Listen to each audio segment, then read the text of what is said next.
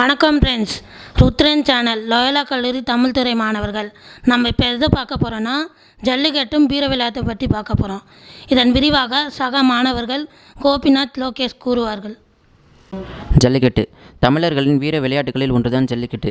இது வெறுமான விளையாட்டு மட்டுமல்ல, தமிழர்களின் வீரம், துணிச்சல், கலாச்சாரம் ஆகியவற்றை போற்றும் விளையாட்டு தான் ஜல்லிக்கட்டு. இந்த ஜல்லிக்கட்டு முதலில் ஏறு தழுவுதல் என்ற பெயரில் தான் ஆரம்பித்தார்கள். இந்த ஜல்லிக்கட்டானது பண்டைய ஆரிய தமிழர்களால் உருவாக்கப்பட்டது தான் இந்த ஜல்லிக்கட்டு. அவங்க முல்லை பகுதியில் வாழ்ந்தாங்க.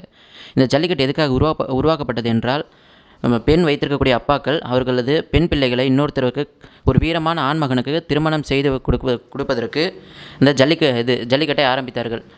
ஜல்லிக்கட்டு முதலில் எப்படி இருந்தது என்றால், மாட்டின் கொம்பின் மீது வெள்ளை துண்டு இல்லை வேஷ்டி ஏதாவது கட்டிவிடுவார்கள்.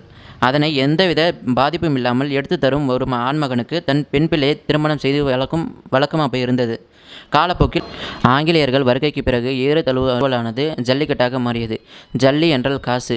ஒரு காசை துணியின் மீது சுற்றி அதனை மாட்டின் கொம்பின் மீது கட்டிவிடுவார்கள். பிறகு அந்த காசை யார் சேதம் இல்லாமல் எடுக்கிறார்களோ அவர்களுக்கு அந்த காசு சொந்தம். இப்படி தான் ஏறு தழுவுதல் ஜல்லிக்கட்டாக உருமாறியது. இந்த ஜல்லிக்கட்டு விவசாயத்துடன் தொடர்புடையது. எப்படி என்றால், விவசாயத்திற்கு பெரும்பாலும் ஜல்லிக்கட்டு மாடுகளை தான் பயன்படுத்துவார்கள். அதன் மூலம் ஜல்லிக்கட்டானது விவசாயத்துடன் தொடர்புடையது என்று பல நாட்களாக தமிழர்கள் நம்புகிறார்கள். ஜல்லிக்கட்டு 2000 ஆண்டு கழித்த பிறகும் ஜல்லிக்கட்டானது தமிழ் மக்களின் மனதில் நீங்காத இடம் பிடித்திருக்கிறது. அடுத்ததாக சக மாணவர் லோகேஷ் அவர் கூறுவார். வணக்கம். இப்போ ஜல்லிக்கட்டு நடத்தக்கூடாதுன்னு தடை பண்ணிட்டாங்க. அதுக்கப்புறமா மெரினா கடற்கரையில் நடந்த ஒரு மாபெரும் போராட்டம் இது ரெண்டுத்தை பற்றி நம்ம இப்போ பார்ப்போம். முதல்ல 2006ஆம் ஆண்டு சென்னை உயர்நீதிமன்றம் மதுரையில் நடக்க வேண்டிய ஜல்லிக்கட்டை தடை பண்ணுறாங்க. 2008 மீண்டும் தடை பண்ணுறாங்க. அவங்க சொல்கிற காரணம் என்னென்னா, இவங்க ஜல்லிக்கட்டுன்ற பேரில் மாடுகளை துன்பப்படுத்துகிறாங்க அப்படின்னு தன்னோட கருத்தை சொல்கிறாங்க. 2016ஆம் ஆண்டு பீட்டா அமைப்பு என்ன பண்ணுறாங்கன்னா, இவங்க மாடுகள் உயர்நீதிமன்றத்தில் ஒரு கேஸ் போடுறாங்க. ஜல்லிக்கட்டில் இவங்க மாடுகளை துன்பப்படுத்துகிறாங்கன்னு ஒரு கேஸ் போட்டுடுறாங்க. 2017 ஜனவரி 16, 17 அலங்காநல்லூரில் நடக்க வேண்டிய ஜல்லிக்கட்டு நடக்க முடியாமல் போயிடுது. அங்கே இருக்கிற மக்கள் எல்லோரும் ஒன்றா சேர்ந்து போராடுறாங்க. இது சோஷியல் மீடியாவில் ரொம்ப பெருசாக வைரல் ஆகுது. இதனால் என்ன ஆகுதுன்னா, சென்னை மெரினா கடற்கரையில் தமிழர்கள் எல்லோரும் ஒன்றா சேர்ந்து ஒரு மாபெரும் போராட்டத்தை பண்ணுறாங்க. இந்த போராட்டம் இந்தியா மட்டும் இல்லை, உலகத்தையே நடுங்க வைக்குது. ஏன்னா உலகத்தில் தமிழர்கள் எங்கெங்கே இருக்காங்க உலகத்தில், இந்தியா, சிங்கப்பூர், மலேசியா, அதுக்கப்புறமா அமெரிக்கா வரையும் எல்லாருமே போராடுறாங்க. ஏன்னா இது ஒரு இனத்தை அழிக்கணும்னா அது அடையாளத்தை அழிச்சா போதும். ஜல்லிக்கட்டுன்றது நம்மளோட வீர விளையாட்டில் ஒன்று.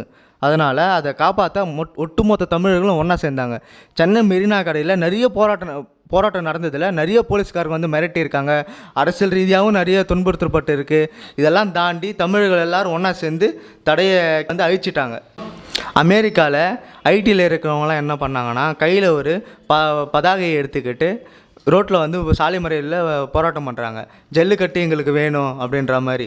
இதில் மெரினா கடற்கரையில் இருக்கவங்க என்ன பண்ணுறாங்கன்னா, வாடி வாசல் திறக்காமல் வீடு வாசல் செல்ல மாட்டோம்னு தைரியமாக முழங்குறாங்க. இதில் அரசியல்வாதிகள் யார் யார் இருக்காங்கன்னு நம்ம பார்த்தோம்னா, இந்த முக்கால்வாசி போராட்டம் பண்ணது மாணவர்களும் இளைஞர்களும் தான். அங்கே வந்து அரசியல்வாதிகள்கிட்ட மாணவர்கள் என்ன சொல்லியிருக்காங்கன்னா, நீங்கள் வாங்க, உங்களோட ஆதரவை எங்களுக்கு கொடுங்க, ஆனால் நீங்கள் எங்கள் கூட சேர்ந்து போராட்டம் பண்ணாதீங்க, நீங்கள் தனியாக பண்ணுங்கள் அப்படின்னு அவங்க கருத்தை சொல்லியிருக்காங்க.